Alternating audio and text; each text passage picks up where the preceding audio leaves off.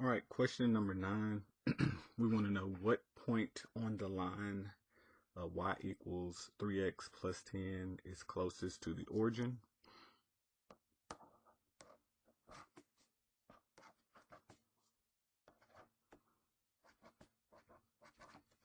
So in order to figure this out, we need to think about a coordinate grid. And we don't have to draw it exact to scale, but this is a linear equation.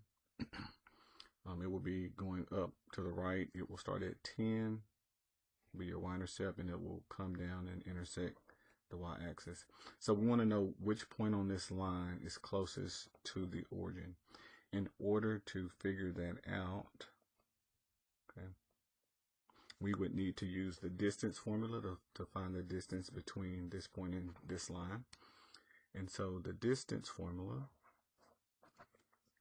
is equal to the square root of x1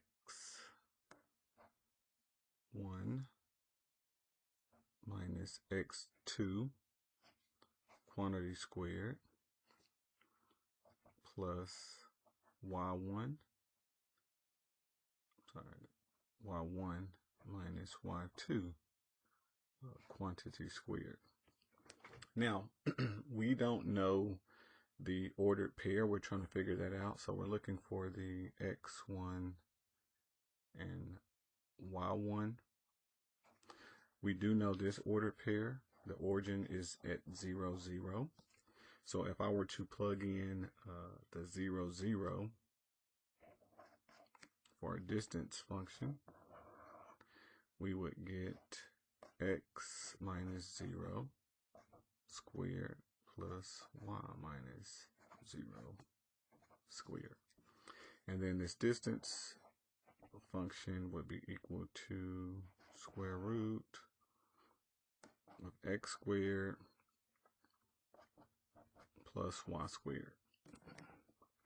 So this would be our function.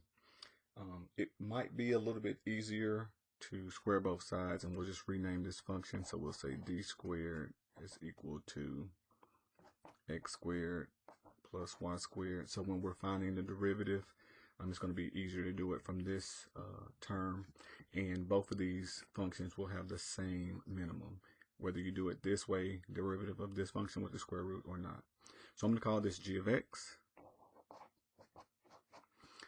I'm going to go ahead and plug in our objective function into our constraint into our objective function.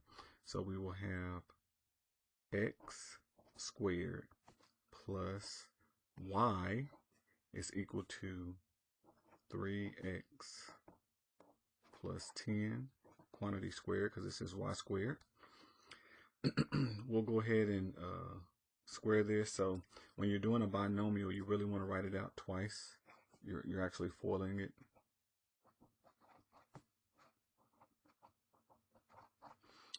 But the shortcut is to square this term, multiply these together, and double it, because you'll have that term twice. 3x times 10 and 10 times 3x, you'll have it twice. And then you square the last term, the 10 times 10. So I'm going to do that. So we'll have this g of x function. I'm calling g of x squared. Square this. Square 3 is 9. Square the x, be x squared. All right, 3 times 10 is 30. We'll have 30x. You're going to double that. 30 times 2 is 60x. Same thing if you go through and FOIL it, and then square the 10, 60x. 10 squared is 100. All right, so this is the function that we get. We're going to add the 1x squared and the 9. And so that will give us 10x squared plus 60x plus 100. Now we're going to find the derivative of this function. So we'll call it g prime x and times 2. So that will give me 20x when you subtract 1 plus 60. And and then derivative of a constant is 0. So here's our derivative, set it equal to 0.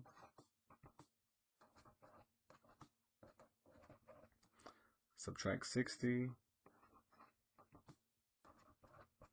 divide by 20, and we get x equals 3. So when negative 3, x equals negative 3, we'll plug in negative 3 to our original function. And we get y equals 1. So the ordered pair negative 3, 1 will be the point that we believe minimizes the distance from the origin to the line.